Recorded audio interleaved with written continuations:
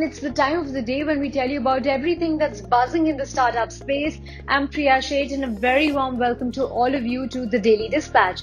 On today's show, I'm going to talk about the top 3 companies that have been in news today, and these include Zomato, Pratilipi as well as Credit Fair.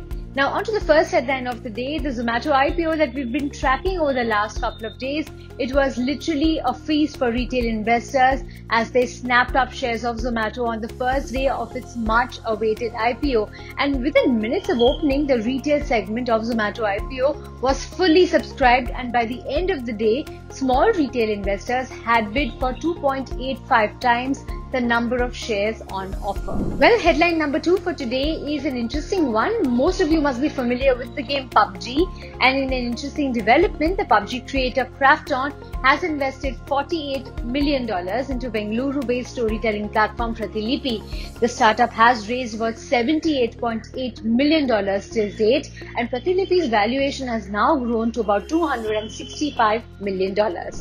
Well, the final headline of the day, Credit Fair, which is a fintech startup that is into lending, has raised about $15 million in a mix of equity as well as debt as part of its seed round led by a group of angel investors. Now, Credit Fair is looking to grow its active merchant base by 5x in the next 1 year and 15x in another 2 years. Now, it is also looking to grow disbursements up to a run rate of $10 million per month in the next 2 years.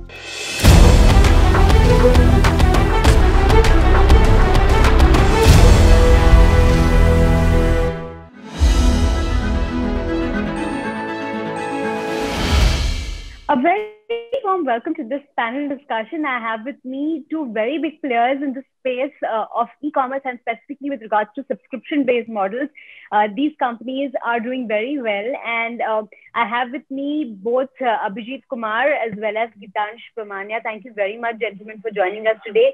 I think a lot of our viewers already know you. Abhijit is from RainCan and Gitansh is from Rent Mojo, two companies that have been helping everybody around in this pandemic. Now, the topic of discussion today is the growth of subscription commerce, and will 2020 really be the decade for subscription e-commerce, considering that 2000s is undoubtedly the decade for e-commerce marketplaces at large. So thank you, gentlemen, for joining us today. I want to begin with you, Gitansh, to talk to us about the kind of subscription-based model in this day and age. Rent Mojo has subscription-based models across categories.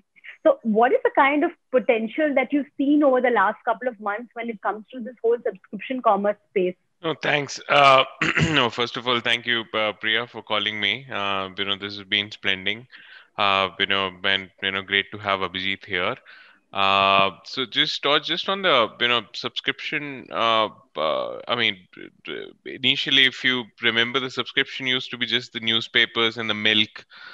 Back in the days, if you're a 90s kid, you would know. Slow, but over the years, I think subscription has really grown in India, and I think I give it to the fact that it's a recurring revenue model at the end of the day. You don't have to every month go outside and acquire new subscribers. So whatever you have acquired in the previous months follow you.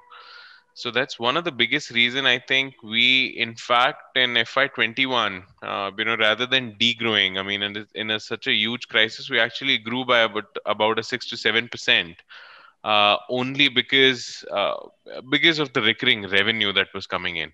And I believe, just the recurring revenue is not just the only stronghold. At the end of the day, you're seeing most of the business models getting converted into subscription because marketing cost is one of the biggest line elements or the biggest downer on your P&L. Now, rather than reacquiring the user multiple times, if you just bind the consumer over a longer term period, that's where the LTV by CAC improves drastically, and also your P&L subsequently improves. So I believe that's one of the biggest reasons why now you have OTTs on a subscription. Now you have even somewhere trying to get the consumer bound through a subscription way, like a Zomato or Ola. there's Ola Select, there's Zomato, the premium subscription that they have. So most of the companies are slowly and gradually understanding this space and trying to bind the consumer over a long term, because, as I said, reacquiring the consumer over a long period bleeds onto your P&L quite substantially. Right, I'm going to come to those details in just a bit. But Abhijit, you've also been an early mover in the subscription space: milk, meat, bakery, grocery. Everything is available on Big Basket and Raincan now. So, tell us a little bit about how you thought about, the fact that subscription commerce is something that's going to pick up, and of course, moving ahead of the curve is something that you've done, right? Tell us about it. Yeah, so thanks, Priya, for having me on this panel. And thanks, Gitansh, to joining us. Uh, so we started back in 2014, 2015 start on the subscription model. As Gitansh mentioned that newspaper and milk used to be the normally these were the subscription products in India, and they were like pretty, especially milk, right? The pouch milk. That's pretty much an Indian way of buying milk, right? And you don't find this culture outside India much globally. So, but in India, we had this way of buying milk even since start. The only issue here was that the whole sector was unorganized. So for us, it was the same thing, right? When we started, that we didn't get milk one day, and then we got to know that the vendor is not delivering as well, and then we picked up the whole idea from there, and we are like first one to start this whole subscription model. And yes, so everybody is aware about BB Daily and the kind of growth rate and then the BB Daily has shown.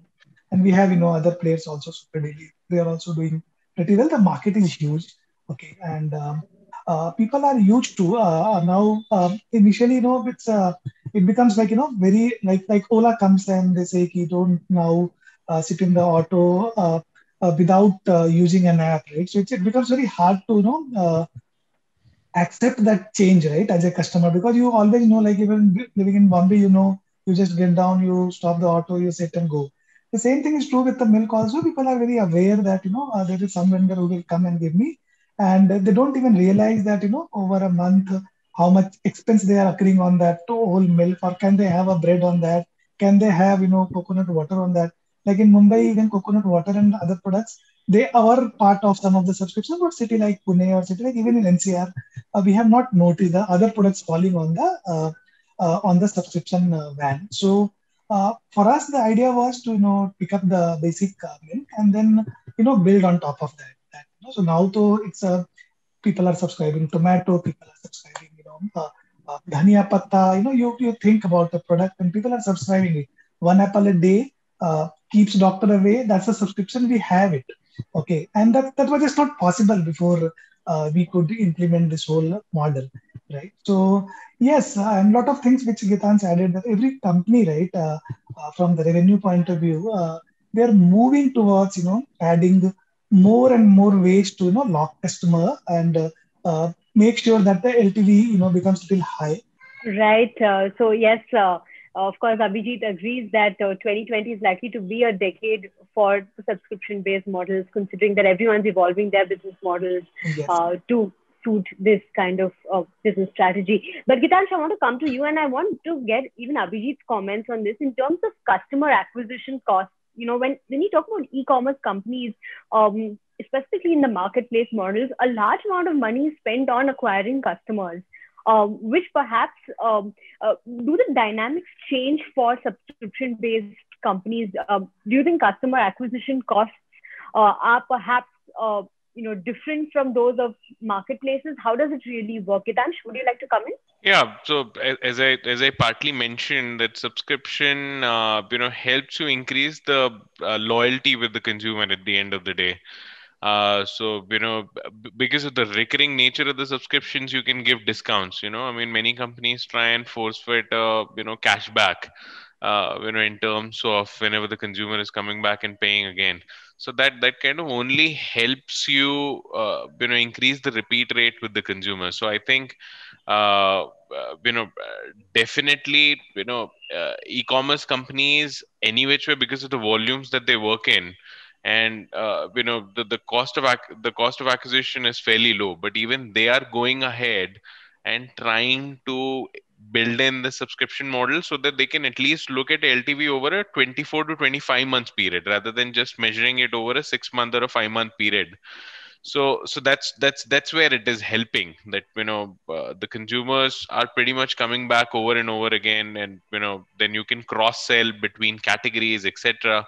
So it plays a huge part in reducing the marketing spends for even e-commerce company. Before I come to you, Abhijit, one more question for you, Gitansh. In terms of personalization, a lot of subscription-based companies are looking at, fine-tuning this whole personalization aspect and getting products uh, according to what customers really want. So, how does personalization also fit into your overall strategy? No, absolutely. I think you just look at Netflix itself. Every time you go back and kind of refresh your screen, but you'll constantly they're constantly analyzing you. And in today's generation, there's so much of data that you collect across the user, and we're also sort of a combination of lending and subscription and e-commerce in a way. I'll leave the e-commerce part aside, but even from a lending angle, we are taking an exposure on the consumer because we are asking for a monthly installment back. So we are actually giving you an expensive product and asking you to pay only a fraction of it every month. So we collect a huge amount of data there, and all of this data across the lending infrastructure and also the subscription, the consumer dynamics around which browser, which device is he coming from, what kind of a company is he working for, estimated salary. There are multiple amount of data that help us also kind of go back and restructure our products and give him a personalized outlook about whether he would be liking a study room sort of a package or a room package, or we go back and personalize pricing layers for it can be a layered pricing in the subscription model also. So all that, I mean, you good amount of data is helping us tailor make and personalize the products for us across the product, the pricing, and many other aspects of his consumer journey. Right, Abhijit, I would like to come to you now in terms of customer acquisition costs. Have you seen customer acquisition costs come down over the last couple of months? And in terms of personalization, what are you doing to ensure that the entire model is catered to, suiting what the customer really wants? So coming on CAC, adding to Sant also, normally, like yeah, for any one time buy customer business, right, where every time you may need to acquire a customer for the same sort of transaction, even in e-commerce that's true. So that CAC could be a little lower for them because it's a one time buy. You are telling customers to make a basket or make a buy, or maybe buying a headphone for one time, and acquiring that customer or selling furniture even, like, for one time acquiring that customer cost, it may be a little lower compared to the subscription businesses. But in subscription, the customer takes a conscious call, right? That it's not like, I'm going to buy this once, and even if it comes wrong, I am okay because I'm just trying it once, or I may refund it right once, and then I am good. But the kind of businesses which we are in, like milk and these things, you have to trust. So the trust is a very important factor here. And to start the customer on a new app, a new way of subscribing and paying and all. Okay, so there is always a learning curve on that, and that also costs you a CAC. So the CAC could be, the similar to many online businesses, and could be a little higher for, from a business who have low selling product, one time buy and all. So our CAC varies that way. Okay, but this CAC is like almost lifetime CAC. Okay, and like in our businesses, when we talk about like LTV, we during since Raincan days we talk about LTV. 24 months LTV, 18 months LTV. We say lifetime LTV because we talk about like when will this customer will stop drinking milk. So when he stops drinking milk, that would be my the total lifetime of this customer. Normal scenario, right? That if I am giving him good service, and if he becomes my customer, even for a 100 rupee per month kind of package, or 1,000 rupee per month kind of package, we are talking about another 30 years, 40 years, 50 years per customer. and he will be our customer. The whole lifetime of the customer is very huge in this, in the our kind of business, and the stickiness is very high. Leakages are low. So if a customer needs a milk, a liter milk, it's very hard to shift also. So once you come into this model, it becomes a little hard to shift also. Even if you are closing your old vendor, then you have to take a call. Maybe you can close it on the first of the month, or maybe you need to call him and do the Purana Hisab, and then you have to come back and then start the subscription. So there is a little bit of learning curve involved in this.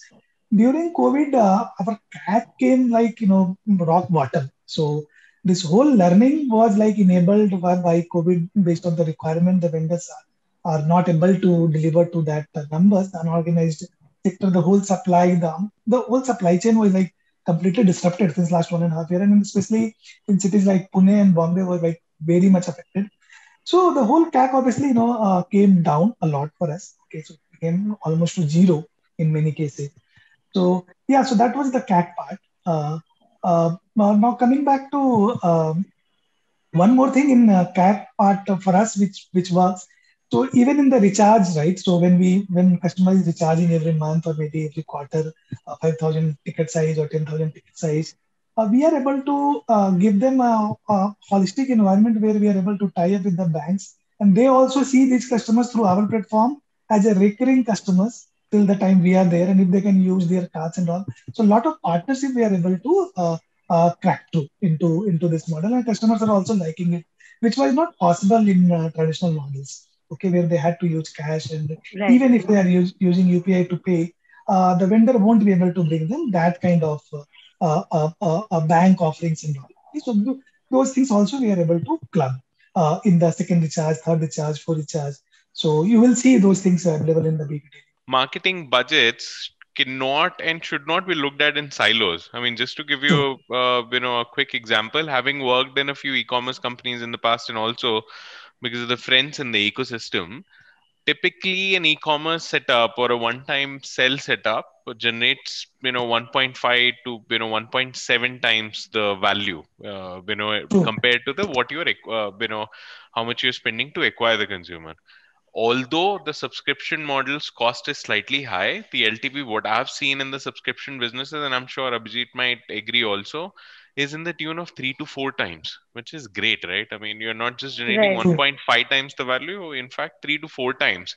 Because of binding the consumer, you're generating 3 to 4 times of your marketing budgets, which is, I think, fairly powerful given marketing budgets are the biggest reason for the bleed of any company. Right. I want to ask both of you a question with regards to which of your segments are doing well, specifically over the last couple of months, considering that this is a core subscription business that we are talking about. I want to come to you, Gitansh. Within all the verticals that you operate in, which were the top three core verticals that you saw good growth in, and were there specific cities where you saw this kind of growth coming from? So I think specifically during the lockdown one, lockdown was the best period for us. Lockdown one, because April and May, although there was operational restriction, we couldn't deliver, but nobody was leaving the system as well. Nobody was churning out as well. So that turned out to be a heavy, revenue month for us. But the moment it closed, I think, every other company and corporate started adopting their own work from home policy, right? And that impacted us a little bit of category mix as well. And so definitely work from home products saw a huge uptake. The chairs and the study tables. Interestingly, bar cabinets increased during the lockdown, very rightly so maybe. So some products increased drastically, about 2 to 2.5 times the contribution that they used to have on a monthly basis. But come January, they were back to the usual levels. I mean, with a slight uptick, maybe a 20 to 30% rather than 100%. Almost so it increased drastically, but then came to a new normal. That's what I would say. And so it's not that the pre-COVID and the post-COVID era are very different for us. It's just that work from home has slightly taken an uptick, and cities are predominantly performing almost equally. We launched Jaipur some time back, and that is performing supremely well. We're already break even there in the first 4 months.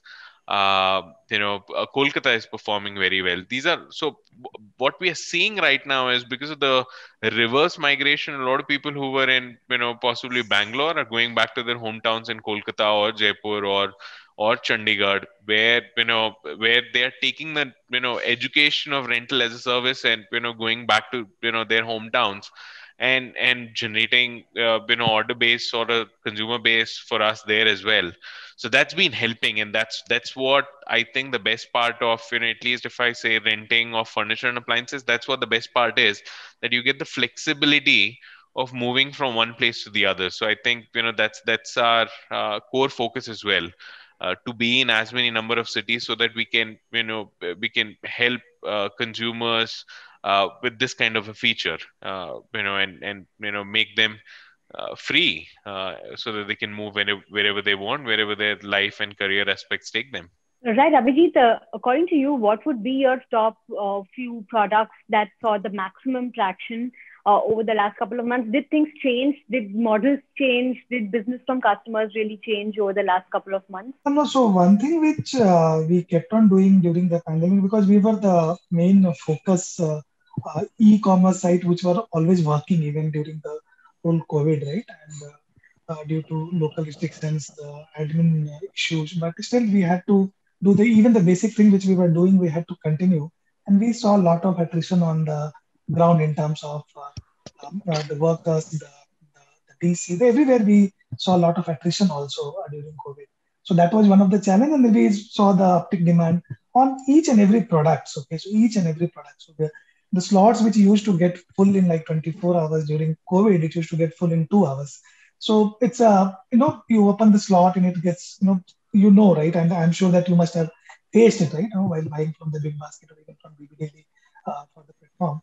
But yeah, overall, the one thing which picked was like when you are staying at home, then you are trying to cook at home, right? And then you need to find out like 3 times, 4 times cooking options. So few things like which are ready to eat. That segment actually picked a lot. Okay, and on that end now we are on especially on BB Daily platform. We are now experimenting with ready to eat kits, right? So meal kits which we are preparing, which will have all the raw materials, because a lot of people have learned cooking in the pandemic. Okay, and we want to bring that box to them where they can utilize the very basic minimum instructions and bring make a whole full lunch. Okay, so or dinner for that example. So we have launched lot of launching ready to eat items. Okay, not exactly the previous one, the preservatives ones, the one which are already on the shelf and which have a month of shelf life. We are launching products which are like 1 day shelf life, 2 days shelf life, which you can bring it as a fresh, no preservatives, and you can use. So that these products, anything which was towards ready, the snacks also picked a lot for us.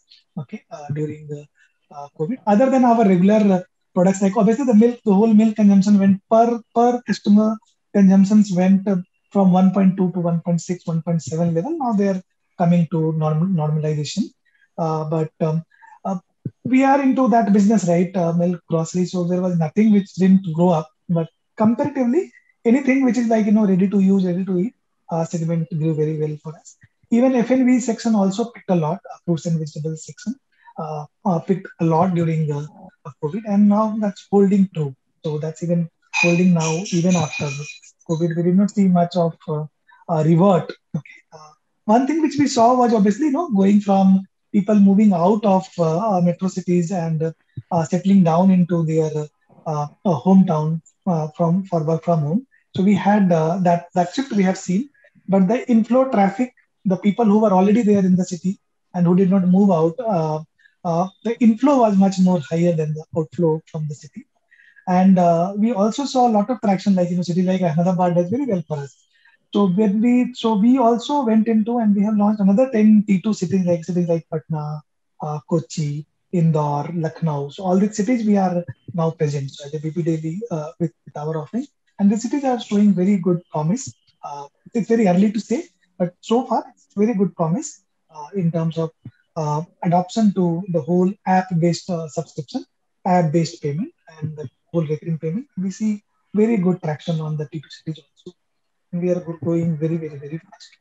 Right. All right. On that note, gentlemen, thank you very much for being a part of this panel discussion. Thank you so much for your time, and I'm sure the audience listening to us has taken a lot of insights from this conversation. Thank you very much for joining in. Thanks, Priya. Thanks, Abhijit. Well, time now to wrap up this edition of the Daily Dispatch. I'll catch you tomorrow at 5 p.m. Goodbye and have a lovely day.